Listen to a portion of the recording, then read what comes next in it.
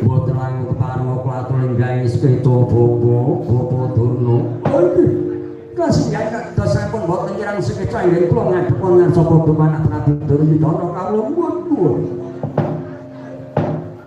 Nuwun mangke Kakang Narpati ngawonggo.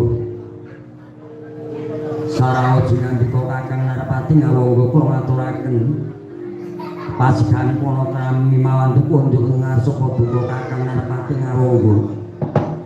Nuwun Kyai. Yai Prabu Duryudana kula tampi kanthi sukunane penggalih sih pono kami padha Prabu Duryudana.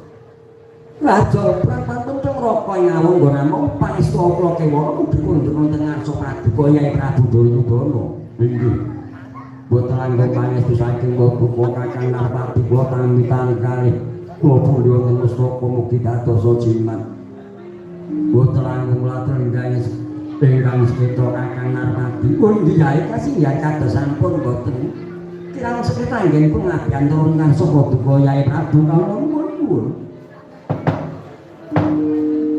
Paman sumber raya dikepinak nyanggoni ro ngadhep pamen.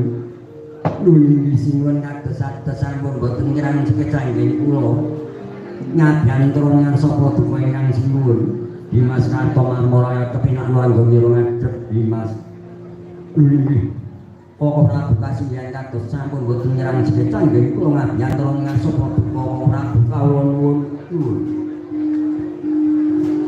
Nuwun mangke Bapa Durna pramila jinandika tebih kula awit telak saya kula ora ketaken. Boten wonten malih kacahe namung kula mriyatosaken nggih.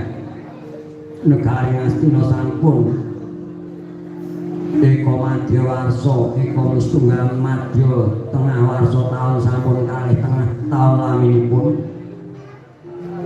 Bilih kali Ngastina ketaman pagebluk mayang para wising buka Sumanawasta. Lajeng kathah para kawon sami ngandheng kirangan buka paepangan. Dhateng pundi kulakipun pramila nuwuhaken sakit petasan.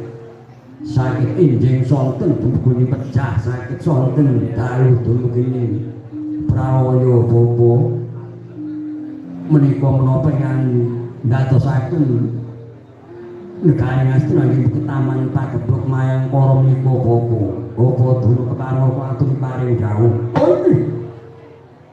Lho punipun mekaten nggih. Kula bapak iki mboten kirang-kirang nggih kula budidaya nuwun dhateng sinugraning Bathara mugi ijabah kedhok negari Ngastina. Lajeng Durna ika dinten malam jemunten kliwon.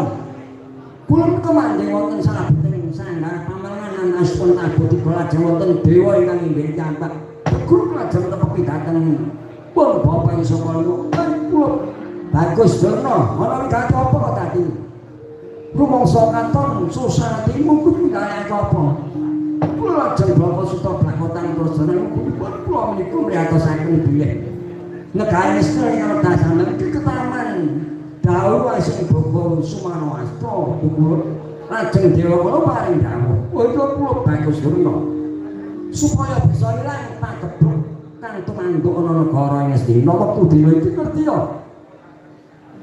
Dewane Panganjoku sing lang Bathari Sri wektu dina iki lagi loncat saka tanah Jawa. Mula ora bakal bisa pulih kaya ngene. Negara Ngastina lamun ora bisa boyong ya kuwi kunduring saewan Bathari Sri. Niku mekaten nggih. Lha punipun negari Ngastina nggih ketaman pagebluk menika awit saking dayanipun Hyang Bathari Sri dewaning pangandikan nembe loncat saking tanah Jawi. Napa mekaten Bapak iki? Mila mboten badhe saged langsung boleh kados wingi. Mula mboten saged kelampahan boyong Hyang Bathari Sri. Lajeng kados pundi monggo sami nyuwun budidaya dhateng sinugraning Bathara. Ngupadi wonten pundi dunipun Hyang Bathari Sri menika nggih. Nggih. Nang raden samendang boten karempet menggah pangandikanipun Bapa Durna.